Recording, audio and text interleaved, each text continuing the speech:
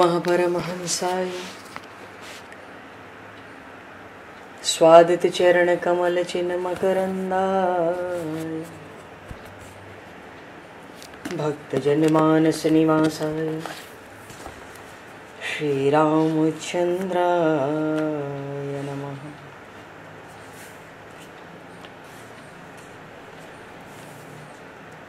वंदे विदेहतनया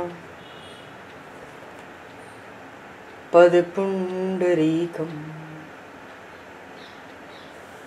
केशौरसौरभसमाहत योगिचेत्तम्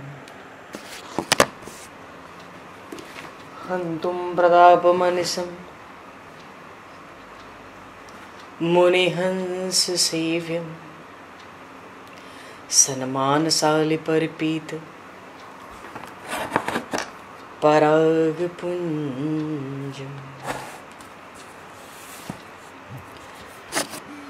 यत्र यत्र रघुनाथ कीर्तनं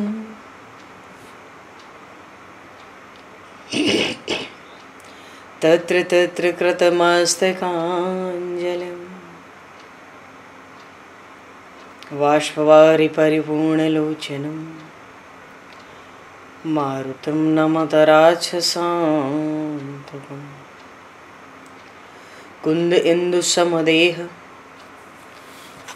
उमारमण करुणायन जाहिदीन परनेह करहु कृपा मर्दन मयन।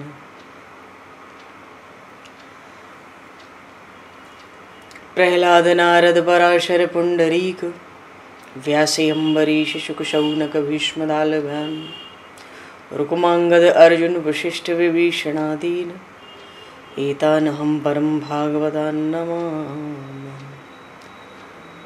श्री सीतानाथ समारंभां श्री रामानन्दार्य मध्यमाम् अस्मदाचार्य पर्यन्तां वन्दे गुरु परम्पराम्।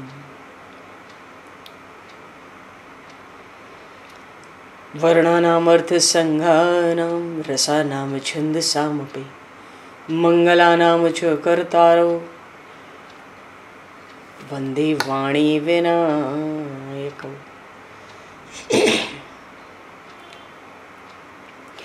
नान्यायस्पृहा रघुपते हृदये स्मदीये सत्यं वदामि च भवानखिलान्तरात्मा भक्तिं प्रयक्ष रघुपुङ्गवनर्भारां मे कामादिदोषरहितं कुरु मानसं च। भक्त भक्ति भगवंत गुरु चतुर्नाम वपु एक तिनके पद वंदन के नाशहि विघ्न अनेक। बंधु तुलसी के चरण जिनकी न्यो जग काज कल समुद्र घोरत लगो प्रगट्यो सप्त जहां। श्री गुरु चरण सरोज रज निज मन मुकुर सुधार वर्णो रघुवर विमल यश जोदायक फल चार। हरि शरण। श्री राम जय राम जय जय राम। श्री राम जय राम जय जय राम।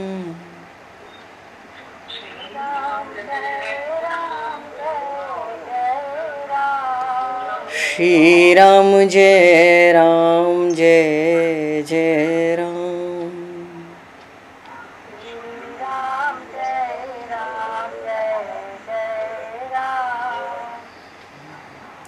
जय सिया राम जय जय हनुमान।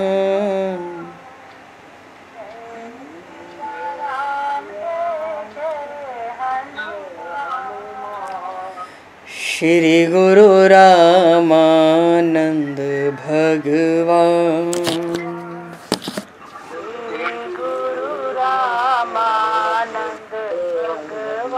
श्री गुरु रामानंद भगवान।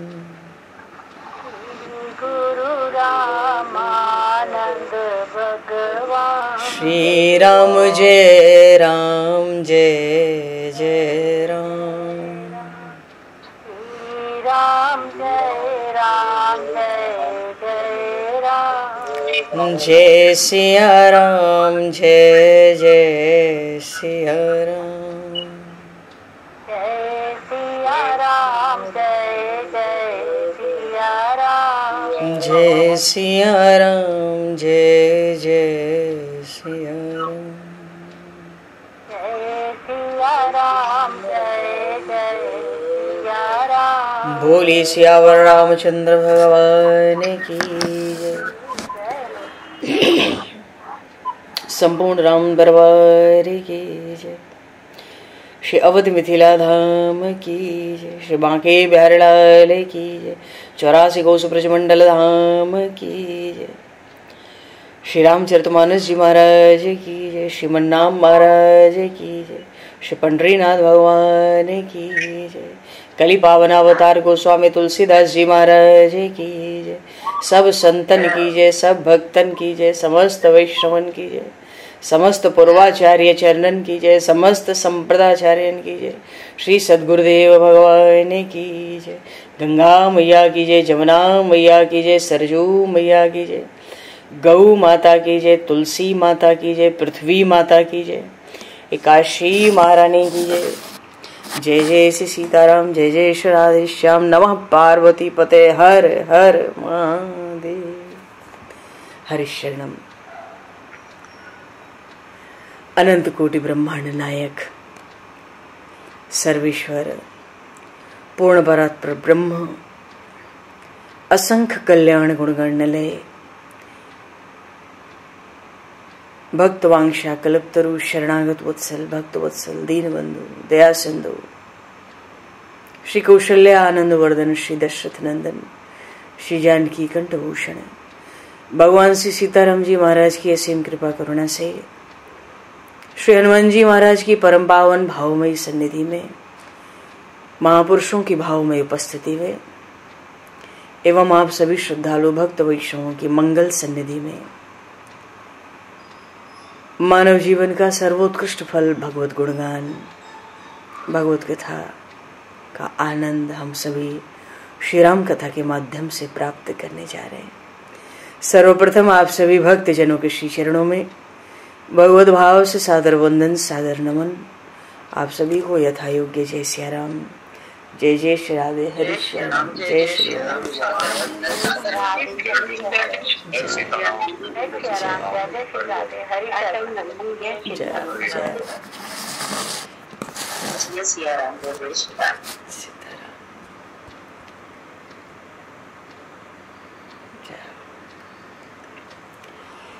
श्री रामचंद्र चरणों मनसा स्मरामि। श्री रामचंद्र चरणों वचसा गृणामि। श्री रामचंद्र चरणों सरसा नमामि। श्री रामचंद्र चरणों शरणं प्रपद्ये। माता रामो मत्पिता रामचंद्रः, स्वामी रामो मत्सखा रामचंद्रः, सर्वस्वं मे रामचंद्रो दयालुर्, नान्यम जाने नैव जाने न जाने। मंगलम कौशलेन्द्रस्य महनीय गुणालये चक्रवर्ती तनुजाय सार्वभौमाय मंगलम। रामं रामानुजं सीतां भरतं भरतानुजं सुग्रीवं वायुसूनं च प्रणमामि पुनः पुनः। नमोस्तु रामाय सलक्ष्मणाय दिव्यै च तस्मै जनकात्मजाय। पूर्व प्रसंग में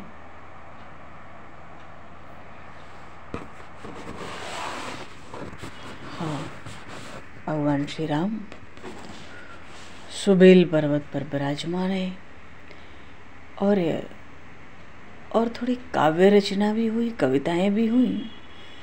चांद में काला धब्बा क्या है, और दूसरे प्रभु की दृष्टि दक्षिण दिशा में उधर अखाड़े की ओर, जो रजत शिखर पर रावण सारी सभा लगाकर नित्य ही संध्या काल में अखाड़े में बैठता था, वहाँ प्रभु ने रस भंग किया, एक ही बाण चलाया और छत्र मुकुट ताटंक तब हते एक ही बाण, सबके देखत महि परे मरम न कोई जान। ऐसा बाण छोड़ा प्रभु ने कि रावण का वो मेघडंबर की तरह छत्र कट के पृथ्वी पर गिर गया। रावण के मस्तकों के 10 मुकुट पृथ्वी पर गिर गए और महारानी मंदोदरी के कानों का जो कर्णफूल है, जिसकी कांति बिजली के समान मालूम पड़ती थी, आकाश में बिजली चमक रही हो ऐसे झिलमिलाते थे वो भी अपने आधार से अलग होकर नीचे गिर गया।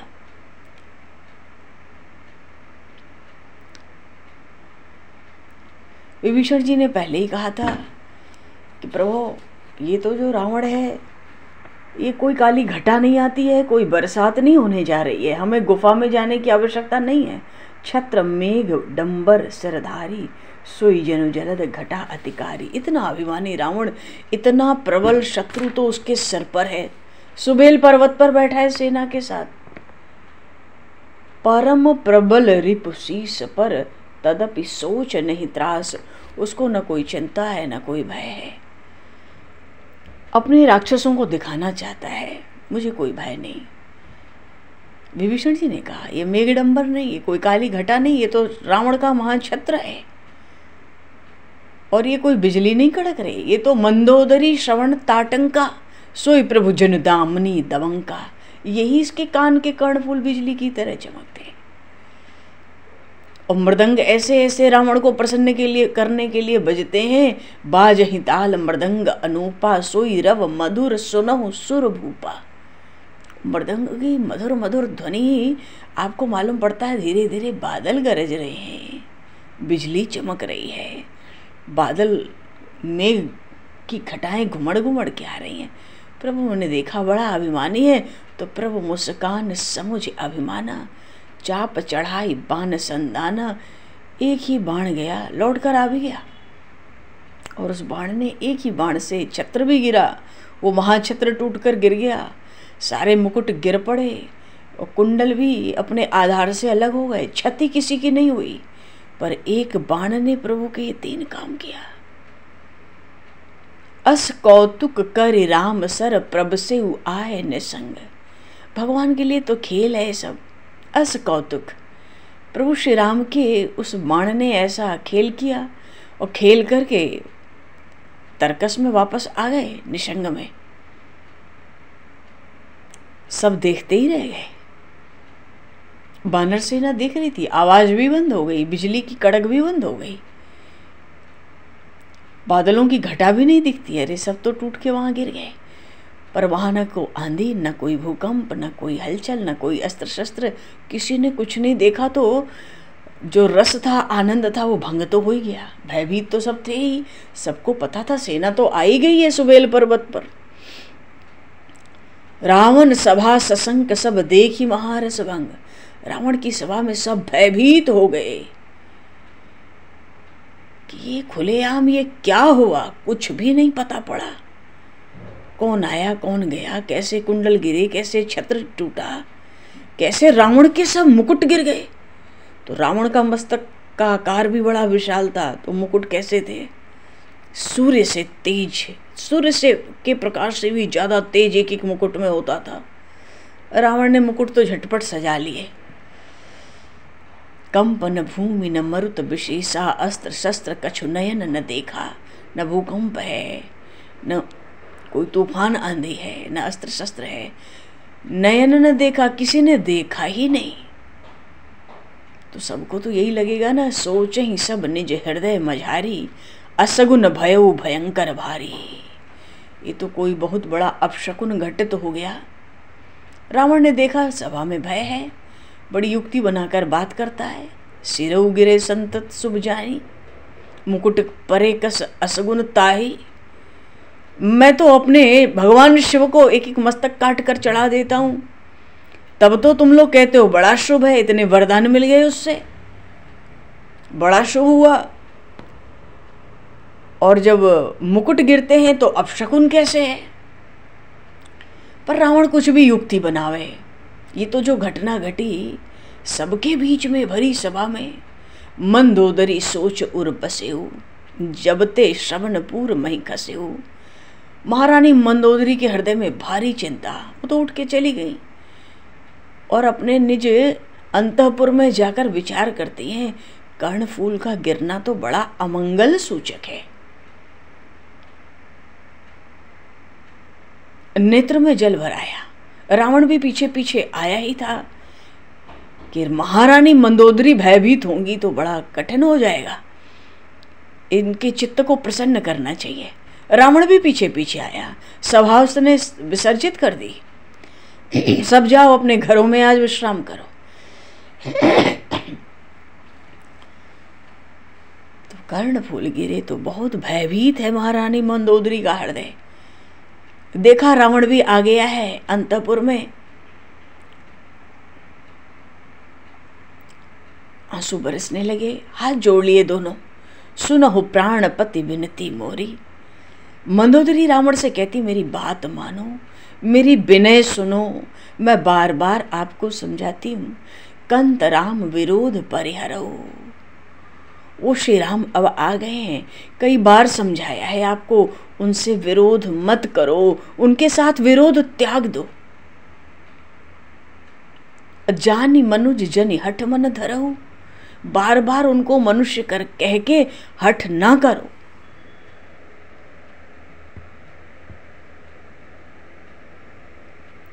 उनको मनुष्य मत कहो, उनसे विरोध मत करो, और तुम जानते हो कि वो मनुष्य नहीं है, इसलिए इस हठ को अब छोड़ दो। मेरा हृदय अब बहुत व्याकुल हो रहा है। मैं आपसे सत्य सत्य कहती हूँ, विश्वरूप रघुवंश मणि करहु बचन विश्वास, लोक कल्पना वेद कर अंग अंग प्रतिजासु। ये देखो महारानी मंदोदरी रावण को अब तीसरी बार समझा रही है। एक बार तो हनुमान जी जब लंका जला गए थे तब रावण को उन्होंने समझाया,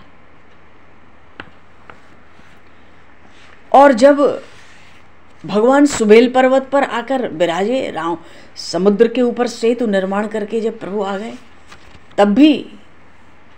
तब भी दूसरी बार मंदोदरी जी ने रावण को समझाया, और आज उसी दिन तीसरी बार भी समझाती है। आज सुबह भी समझाया था, अब रात को भी समझा रही हैं। सुबह खबर आई थी सेना आ गई, सेतु बन गया, सेना तो पहुंची थी दोपहर के बाद, सेतु निर्माण हो गया, सेना पहुंच रही है।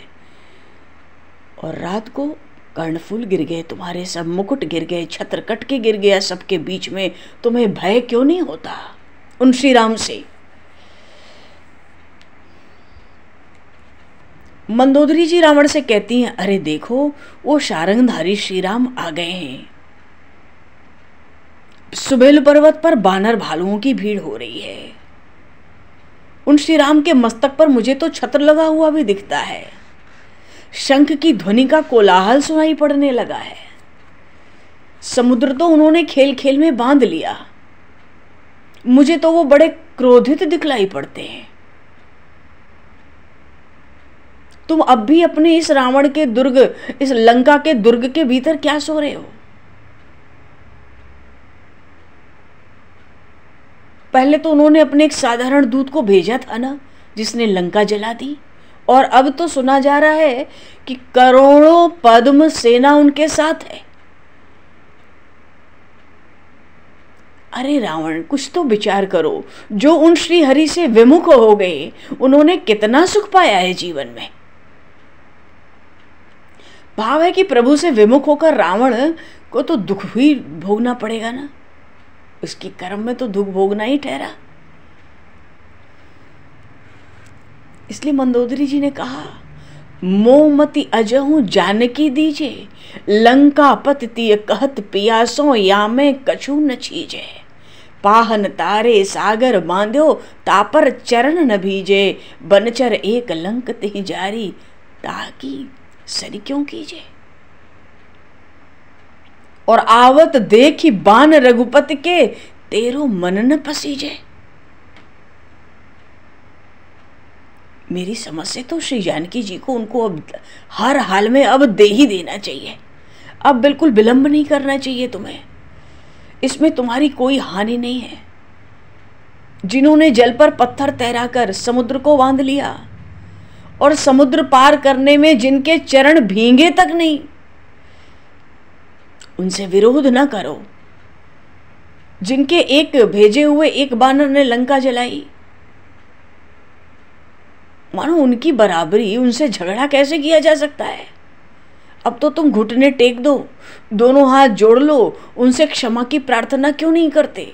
अरे वे त्रिलोकीनाथ हैं, तुम पर अत्यंत कृपा करेंगे और उनकी कृपा होगी तो परिवार के साथ सुखपूर्वक जीवित रह सकोगे। उन श्री रघुनाथ के बाणों को आता देख भी तुम्हारा चित्त पिघलता क्यों नहीं।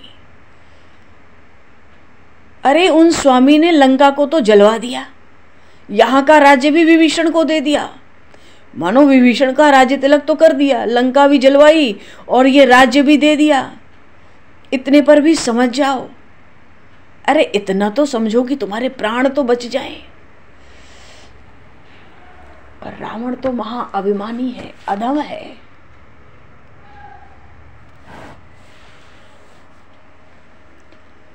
जब नहीं सुनता है तो मंदोदरी जी ने कहा, विश्वरूप रघुवंश मणि। गोस्वामी जी श्री रामचरितमानस में कह रहे हैं, वो श्री रघुनाथ जी तो विश्वरूप हैं, मानो कण कण में घट घट में व्याप्त हैं। मेरी वाणी का विश्वास करो, वो वही परमात्मा है।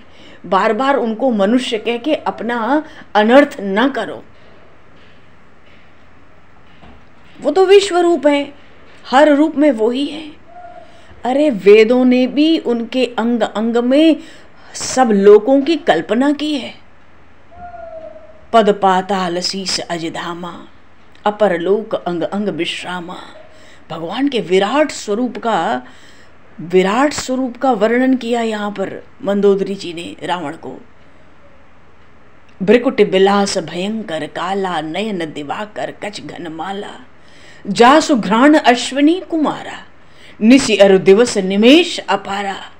श्रवण दशा दस वेद बखानी, मारुत श्वास निजम, मारुत श्वास निगम निज बानी। रोम राजी अष्टादश भारा, अस्थि शैल सरिता नस जारा। तुम क्यों नहीं समझते, वो विश्वरूप है परमात्मा। उनके चरण पाताल हैं, उनका मस्तक ब्रह्मलोक है, ब्रह्मा जी का धाम। और जो दूसरे लोक हैं जितने भी, अपर लोक अंग अंग विश्रामा।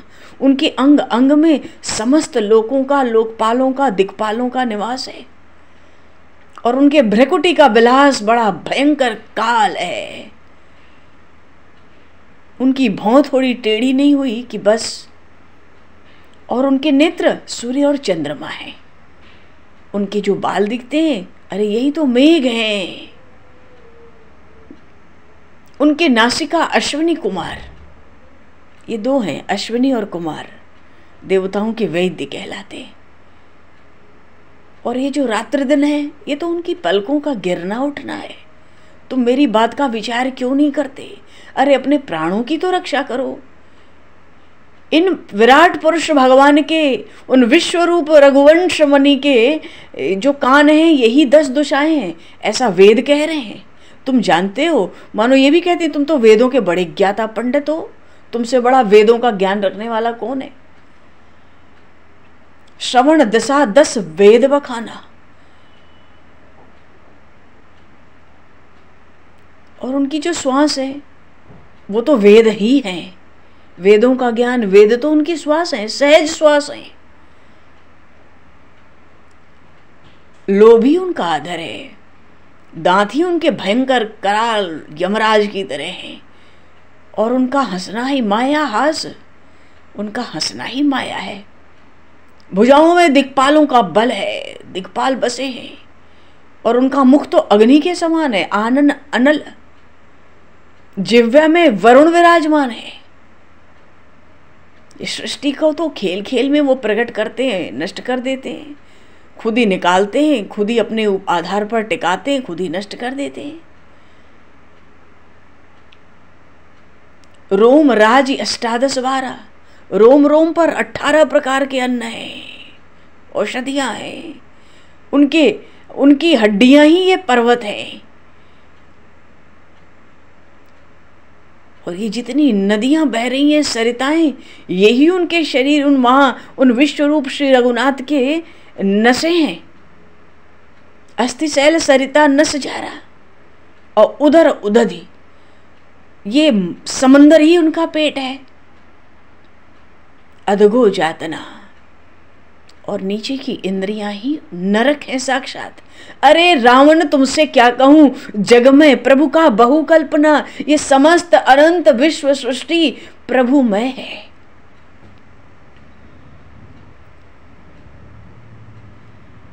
बहुत बातें इसमें क्या की जाए, वो विश्व रूप है। अहंकार शिव बुद्धि अजमन सस चित्त महान, मनुज बास सचराचर रूप राम भगवान।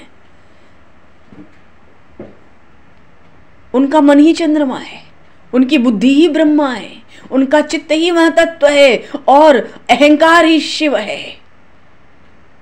मनुष्य के रूप में दिखते हैं पर चर अचर सब में समान रूप से व्याप्त हैं, ऐसे वो श्री राम भगवान हैं। मेरी बात मानो, अस विचार सुन प्राणपति, प्रभु सन बैरु बिहाय। मंदोदरी जी ये भी तो जानती है कि ज्ञानी तो ये बहुत बड़ा पंडित है, इसको क्या समझावें, पर फिर भी समझाया। मेरी बात का विचार करो, मेरी बात मान लो, उनके साथ बैर ना करो, अभी भी कुछ नहीं बिगड़ा है। प्रीति करहु रघुवीर पद, अब मम अहिवात न जाए। उनके श्री चरणों में प्रेम कर लो, तुम उनके श्री चरणों में प्रेम रखोगे तो मेरा सौभाग्य अखंड बना रहेगा। वो तुम्हें क्षमा करेंगे, बड़े कृपालु, बड़े दयालु हैं। कितनी सुंदर बात समझाई, कितनी सुंदरता से समझाई। पर बिहसा नारी बचन सुनिकाना, वो तो महाअभिमानी है, ठहाका लगाकर हंसता है और कहता है अहो मोह महिमा बलवाना। माया मोह की तो महिमा बड़ी बलिष्ठ है भाई। क्यों? नारी का, स्त्री का स्वभाव सुना जाता है, कहता बड़ा विद्वान है, वो भी कहता है तर्क करके, नारी स्वभाव सत्य सब कहीं, अवगुण 8 सदा उर रही। स्त्रियों के भी चित्त में 8 दोष हमेशा ही रहते हैं, सब लोग सत्य ही कहते हैं। आज मैं समझ गया क्या दोष बताता है। साहस, अनर्थ, चपलता, माया, भय, अविवेक, असौच, अदाया, ये 8 दोष स्त्रियों के चित्त में रहते हैं। बड़ा ज्ञानी रावण पंडित बोल रहा है, पंडित। मैं समझ गया, ये 8 दोष तुम्हारे भीतर भी हैं, आज मुझे 8 के दर्शन हो गए। तो पहला दोष बताया, इनमें बड़ा साहस होता है, तुम में भी तो साहस ही है। कहां तो मैं त्रिभुवन विजयी रावण, जगत पराक्रमी योद्धा रावण, सारे विश्व को जीता हुआ हूं, और तू मुझे समझाती है तो ये साहस ही तो करती है। रावण को समझाने का, विश्व विजयी रावण जिसके पास स्वर्ण की लंका है, उस रावण को समझाना ही बड़ा भारी साहस है। साहस, अनर्थ, मानो तू असत्य भाषण भी करती है, झूठ बोलती है। क्यों कहता है झूठ बोलती है? क्योंकि उन्होंने कहा ना विश्व रूप रघुवंशवनी, ये बात झूठी है। रावण कहता है एकदम झूठ बोलती है भाई तू। और चपलता क्या है?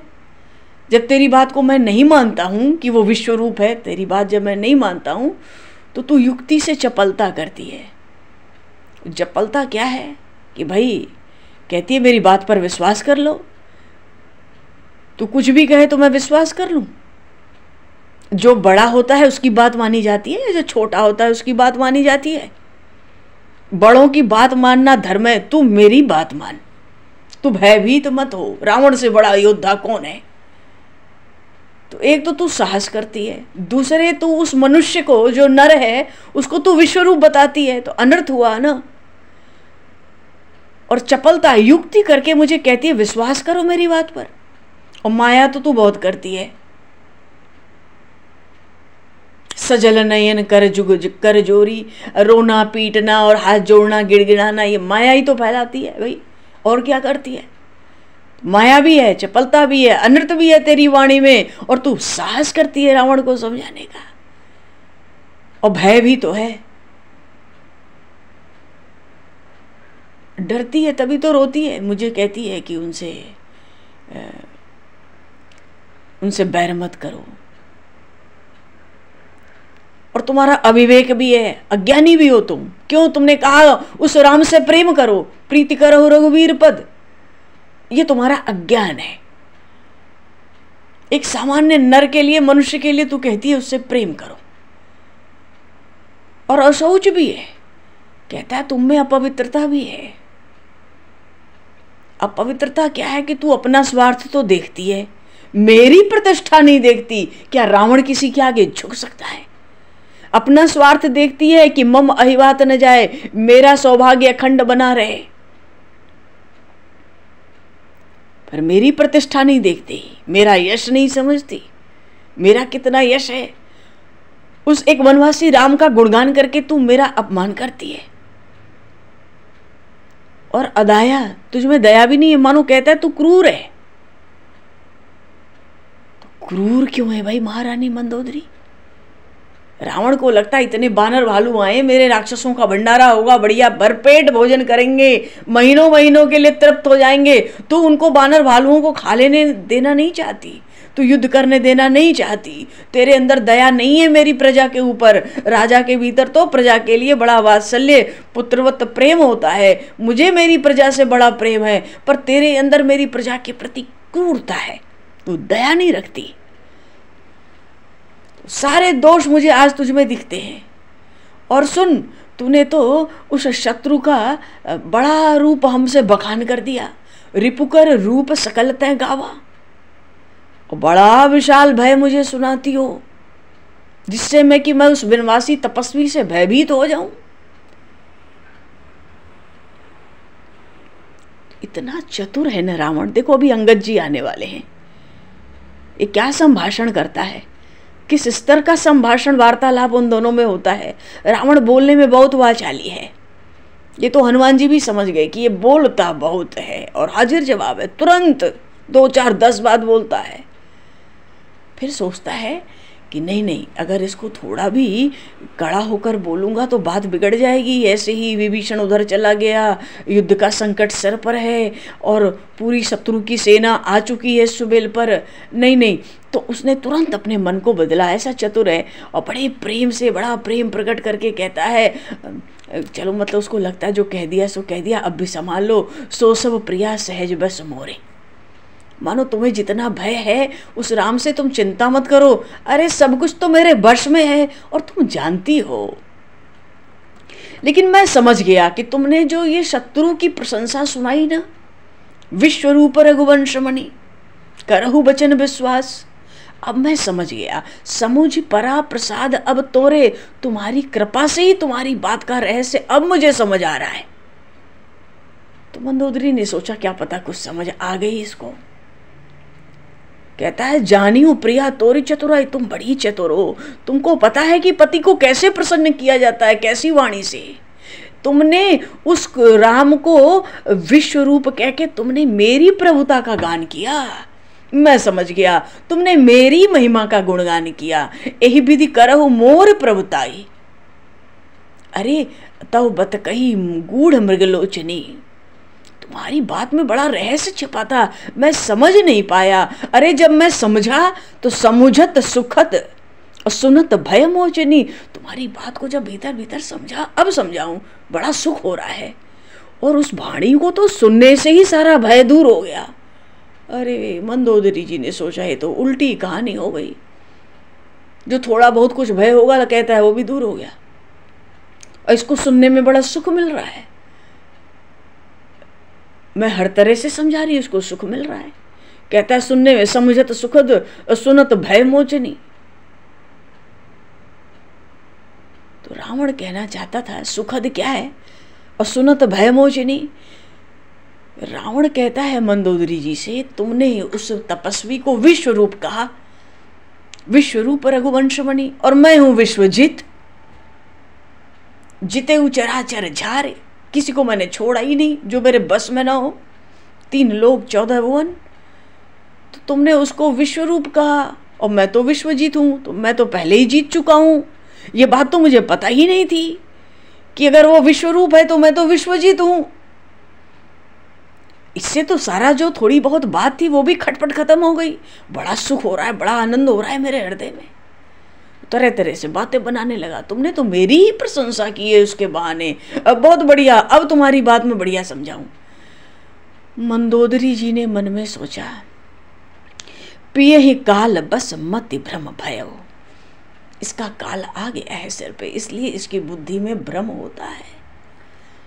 तरह तरह से विनोद करता रहा, रात्रि भर बातचीत करता रहा, मानो चित्त को प्रसन्न कर रहा है। महारानी है, ये जरा भी भयभीत होगी तो राक्षसियों का क्या हाल होगा।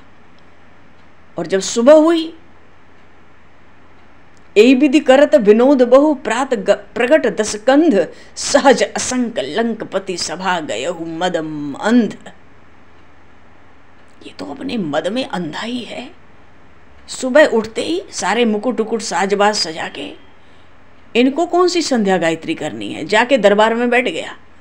भाई सेना भी तो सिर पे बैठी है, करेगा भी क्या, जाके सीधा बैठ गया। और सहज असंक ऐसा आके बैठा, कोई इसको न डर है, न कोई भय है, न कोई शोक है, न चिंता है। मद से अंधा होकर जाकर बैठ गया। गोस्वामी जी रावण की इस स्थिति को देखकर कहते हैं, फूलई फरई न बेत, यद्यपि सुधा बरसहि जलद। बादल अगर अमृत भी बरसा दे ना, बेत में कभी पत्ते और फल नहीं आते जी। बेत में खूब बेत होते हैं किनारे किनारे, गांव में खूब होते। फूल ही फरे न बेत, भले बादल अमृत बरसावे, फल फूल नहीं आएगा, पत्ते नहीं आएंगे। ऐसे ही गोस्वामी जी कह रहे हैं, मूर्ख हृदय न चेत, जो गुरु मिले ही बेरंची सम। मूर्ख तो मूर्ख ही होता है। अरे गुरु के रूप में ब्रह्मा और विष्णु और शिव भी मिल जाए तो भी वो मूर्ख ही रहता है। तो रावण तो आके बैठा दरबार में, और उधर सुबेल पर्वत पे क्या हुआ जी, इहां प्रात, देखो फिर गोस्वामी जी कहते हैं, इहां प्रात जागी रघुराई, और पूछा मत सब सचिव बुलाई। अपने मंत्रियों को उठे, संध्या गायत्री हुई, सब अपने शौच से निवृत्त हुए, आकर बैठे। बैठक लगी प्रभु के पास। प्रभु ने अपने मंत्रियों से पूछा, तो यहां प्रात जागे रघुराई। गोस्वामी जी तो प्रभु के साथ साथ चल रहे हैं जी। अच्छा, जब बाण प्रभु ने छोड़ा था उस अखाड़े पर, भगवान श्री राम ने देखा, संध्या ही थी मानो, कि भाई अभी तक तो उस शिखर पर लोग बड़े आनंद और उल्लास में मगन थे, पर अब तो वहां शमशान जैसी शांति है। पर प्रभु का चित्त इतना कोमल है, प्रभु श्री राम को उस दशक ग्रीव रावण का अभिमान भंग करके सुख नहीं मिला।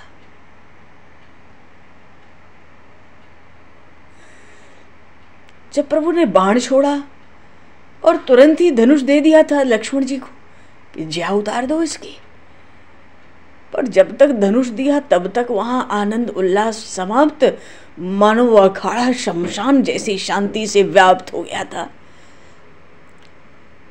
प्रभु उठ के बैठ गए। देखो, इतनी कविता हुई, इतनी बातें हुई, और धनुष पे बाण भी चला, पर थोड़े से उठे थे, बैठे नहीं थे। पर जब वहां शमशान की शांति दिखाई पड़ी, उठ के बैठ गए। बैठ नहीं गए, खड़े भी हो गए। और प्रभु श्री राम लंका की ओर थोड़ी देर तक देखते रहे। फिर प्रभु बैठे, बड़ा खिन्न, हृदय में बहुत खिन्न हो रहे हैं, दुखी हो रहे हैं। अरे, प्रभु का स्वभाव ही अतिशय कोमल है, बड़ा उदार स्वभाव है। प्रभु ने कहा, कल या कुछ दिनों के बाद इस वैभवशाली ये जो लंकापुरी है, इसकी भी यही दशा होगी। सब मंत्री भालू बानर प्रभु की ओर देख रहे थे। प्रभु श्री राम के नेत्र सजल हो गए। मानो प्रभु कहना चाहते हैं, क्षण मात्र में शमशान जैसी शांति हो गई। अब रावण मानता तो नहीं है ना, तो युद्ध होगा और मरेगा ये। तो भाव तो यही है, मरेगा तो फिर पूरी लंका में ही ऐसी है शमशान जैसी शांति हो जाएगी। प्रभु को लगता है यहाँ की जो कुल बधुएं हैं वो तो विधवा हो जाएंगी, केश खोलेंगी, रुदन करेंगी।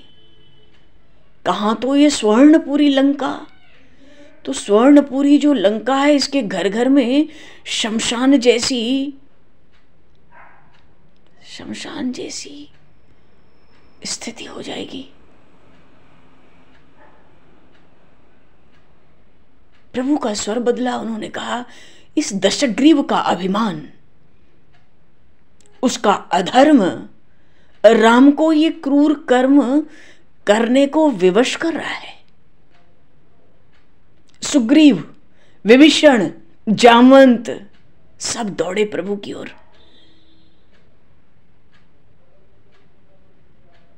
क्या इस लंकापुरी को बचाया नहीं जा सकता?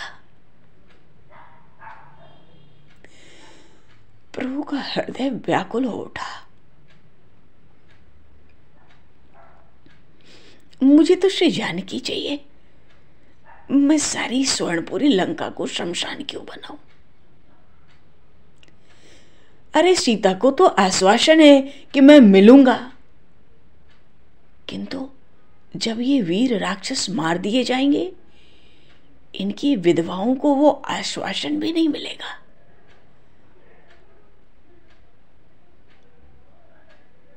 सुग्रीव जी, विभीषण जी, जामवन जी, आप लोग बताएं, क्या इस लंकापुरी को बचाने का कोई उपाय नहीं बचा?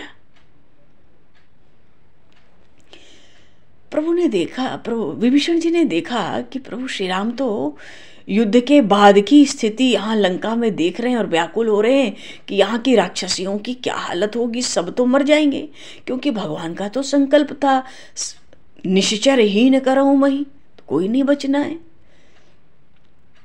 विभीषण जी ने कहा, देव आप व्याकुल न हो, हमारे यहाँ जो नारी होती है उसका पुनर्विवाह अधर्म नहीं माना जाता। राक्षसों में पुनर्विवाह होता है, स्त्रियां फिर से विवाह कर सकती हैं। कुछ दबे से स्वर में विभीषण जी ने कहा, प्रभु की व्याकुलता देखकर उनके दुख को दूर करने के लिए, आप चिंता ना करें उन स्त्रियों की। जो राक्षसियां होती हैं वो पुनर्विवाह करती हैं, कर सकती हैं। हाँ, कुछ अवश्य ही ऐसी सतियां भी यहाँ निकलेंगी जो अपने अपने पतियों के साथ सहमरण स्वीकार करेंगी, सती हो जाएंगी।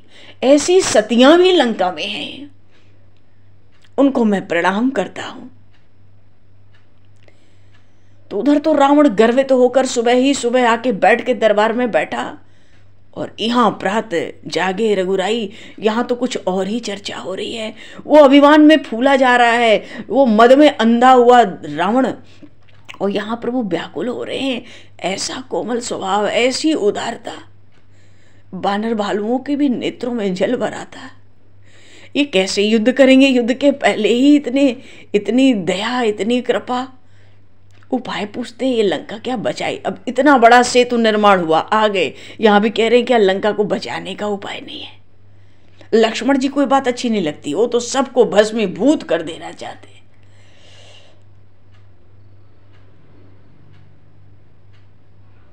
प्रभु ने कहा, विभीषण जी इतना बोले और किसी ने कुछ बोला ही नहीं। मानो विभीषण जी ने कह दिया, यहाँ की स्त्रियों की, राक्षसियों की आप चिंता ना करें, ये दूसरा विवाह कर सकती हैं और वो अधर्म नहीं होगा, क्योंकि हम मनुष्य नहीं हैं।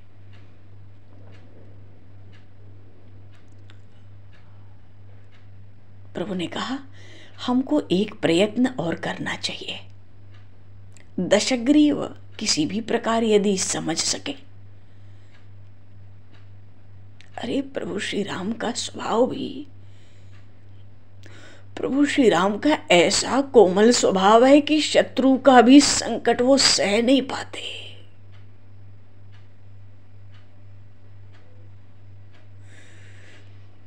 दूसरे के दुख को देखकर व्याकुल हो जाते हैं। दुख तो हुआ नहीं, उस दुख की प्रभु ने कल्पना की कि ये पूरी लंका 2-4 दिन में शमशान जैसी दिखेगी। ये तो बड़ी सुंदर पूरी दिखती है, इसको शमशान क्यों बनाया जाए।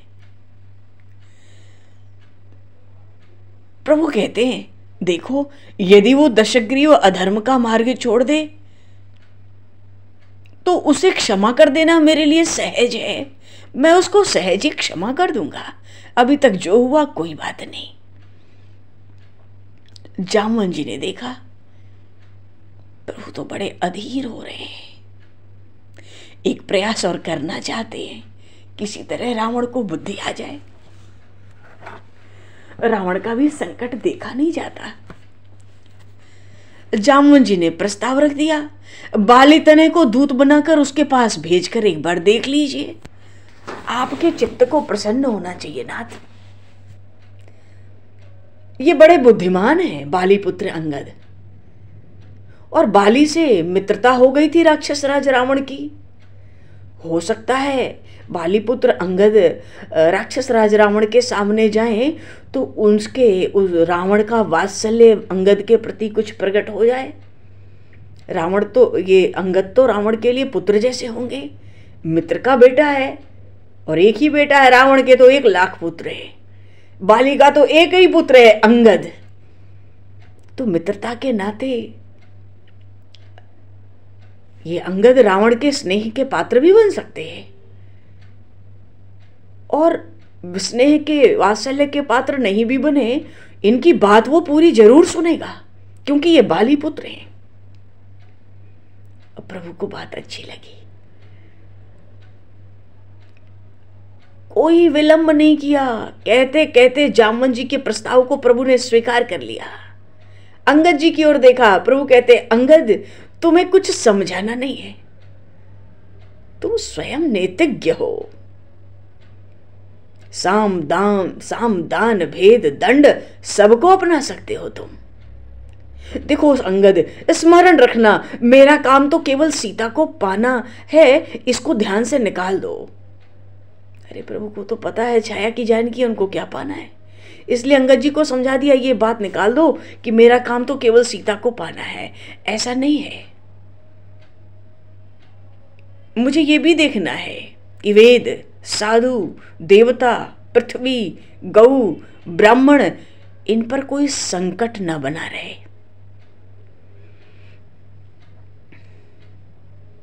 तो तुम ऐसी बात करना कि इस बात को ध्यान में रखना, ऐसा काम हो कि उसका हित हो, उसका कल्याण हो, मंगल हो।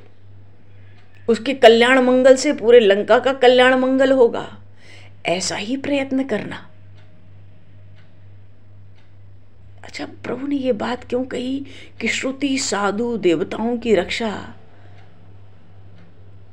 सुरक्षा होनी चाहिए?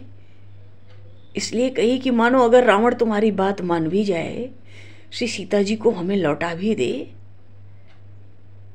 तो लंका का राजा नहीं रहेगा वो। अब तो भक्त, मेरे भक्त हैं, बड़े प्रेमी हैं विभीषण, ये वेदों की मर्यादा रखेंगे राज सिंहासन पर बैठकर साधु संतों की रक्षा करेंगे, देवताओं की रक्षा करेंगे, सबके संकट दूर करेंगे, ना कि संकट को बढ़ाएंगे। अगर रावण, भाव ये है प्रभु का कि अगर रावण आता है, संधि के लिए मान जाता है, तो रावण को ये भी समझा देना, उसको ध्यान में डाल देना कि अब राक्षस राज वो नहीं रहेगा। रावण तो रहेगा पर वो लंका उस पर नहीं रहेगी। भले वो दरबार में बैठे, जो होगा देखेंगे, पर राक्षस राज नहीं होगा। इसने तो बड़ा संकट दिया है सबको, पर मैं उसको क्षमा करने को सहज तैयार हूं। मानो सुबेल के पर्वत पर रात को पूरी तरह से विश्राम होता, उससे पहले ही ये योजना निश्चित हो गई कि सुबह सुबह अंगद रावण के दरबार में दूत बनकर जाएंगे। एक अंतिम प्रयास युद्ध से पूर्व और किया जाएगा। पर अंगद जी को जो भेजने की योजना थी ना, ये योजना लक्ष्मण जी महाराज को और सुग्रीव जी को अच्छी नहीं लगी। लक्ष्मण जी को तो बस ये लगता है किसी जानकी माता के उद्धार में एक दिन की और देरी बढ़ा दी इन्होंने, नहीं तो सुबह से ही टूट पड़ते, आज्ञा दे दे बस। आखिर आए किस लिए हैं? लंका का भ्रमण करने तो हम लोग आए नहीं हैं, लंका में विहार करने तो हम लोग आए नहीं हैं। आए तो हैं रावण को मारना है, इन राक्षसों का अंत करना है, श्री जानकी माता को ले जाना है। और ये जामवन जी राय देते हैं, क्योंकि जामवन जी ने कहा था ना, सुन सर्वज्ञ सकल उर्वासी, बुद्धि बल तेज धर्म गुण राशि, मंत्र कहूं निज मति अनुसारा, दूत पठाई बाल कुमारा। आपके भी चित्त को संतोष हो। वैसे भी आप तो सर्वज्ञ हैं, सब जानते हैं, सबके हृदय में विराजमान रहते हैं निरंतर। आपके आगे कौन क्या कहे? आप तो खुद ही बुद्धि के, बल के, तेज के, धर्म के, गुणों के भंडार हैं। बुद्धि के भंडार आप, हम आपको क्या बुद्धि देंगे, क्या सलाह दें? बल के भंडार आप हैं। 100 करोड़ सूर्य भी आपके तेज को सहन नहीं कर सकते। धर्म आप में निवास करता है। सद्गुण तो असंख्य सद्गुणों को धारण करते हैं। फिर भी आपने कहा है, आपकी इच्छा है, इसलिए कहता हूं कि मेरी बुद्धि से तो बाली पुत्र अंगद को दूत पठाई है बाली कुमारा।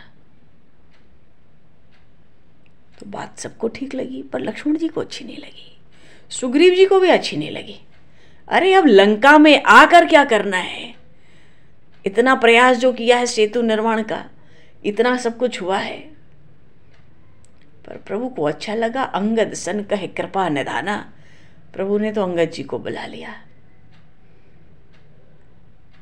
बुलाया अंगद जी को, तो कृपा के सिंधु हैं। और बुलाते ही अंगद जी से प्रभु ने कहा, देखो अभी जामवन जी ने प्रभु के लिए कहा ना कि आप बुद्धि बल तेज धर्म गुण के धाम हैं, भंडार हैं। और प्रभु अंगद जी को बुला के कहते हैं बाल तनय बुद्धि बल गुण धामा। हे अंगद, तुम तो बुद्धि बल और गुणों के भंडार हो, इसलिए लंका जाओ तात मम कामा। मेरे लिए तुम लंका जाओ। और बहुत बुझाए तुम्हें का कहूं, तुमको ज्यादा कुछ भी समझाने की आवश्यकता है ही नहीं। परम चतुर मैं जानत आहूं। मैं जानता हूं तुम बड़े चतुर हो, फिर तुमको क्या समझाऊं, क्या बताऊं, तुमसे क्या कहूं, क्या संदेश दूं? हाँ, इतनी बात है कि काजू हमार तासु हित होई, मेरा काम बन जाए और उसका भी कल्याण मंगल हो जाए। रिपुसन करे हो बत कहीं सोई। हमारे शत्रु के साथ ऐसी ही बात करना लंका जाके कि मेरा काम बन जाए, हम जिस लिए आए हैं, और उसका भी कल्याण हो जाए। देखो कितनी कोमलता है प्रभु के चित्त में। प्रभु यही चाहते हैं कि मेरा काम बने और उसका कल्याण हो। रावण को अभी भी अवसर दे रहे हैं कि चाहे तो शरण में आ जाए।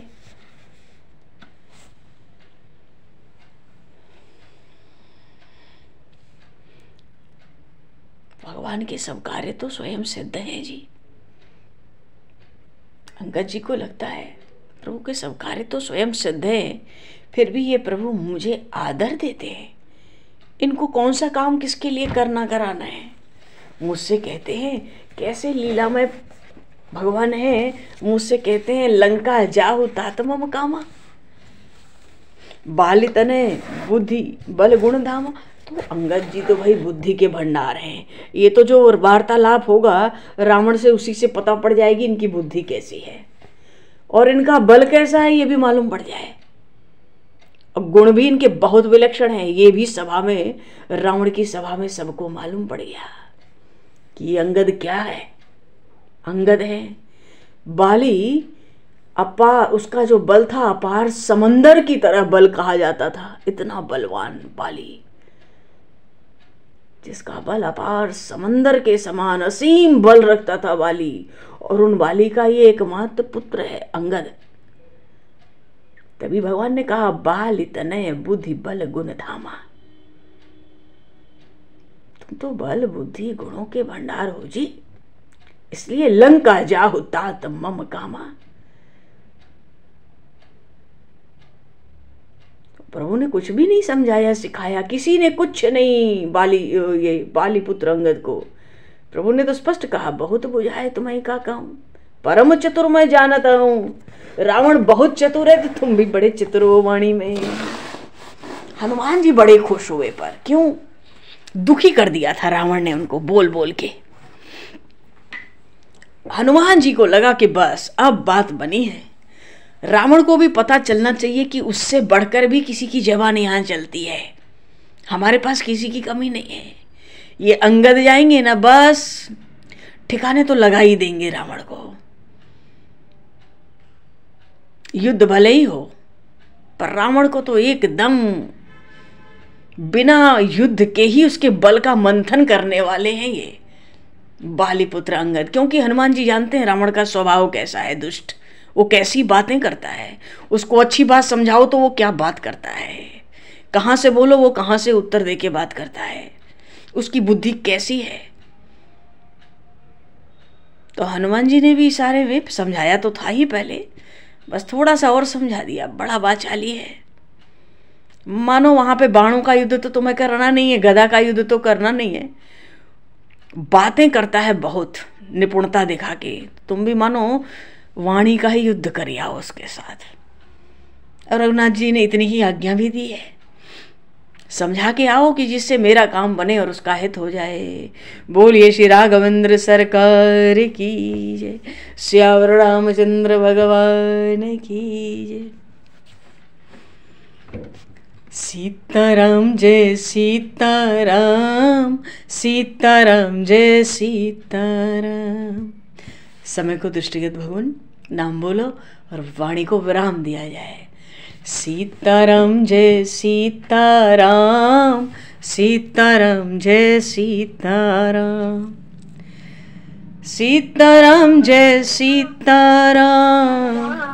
सीताराम जय सीताराम, सीताराम जय सीताराम, सीताराम जय सीताराम, सीताराम जय सीताराम, सीताराम जय सीताराम, सीताराम जय सीताराम, सीताराम जय सीताराम, सीताराम जय सीताराम, सीताराम जय सीताराम, सीताराम जय सीताराम, सीताराम जय सीताराम, सीताराम जय सीताराम, सीताराम जय सीताराम।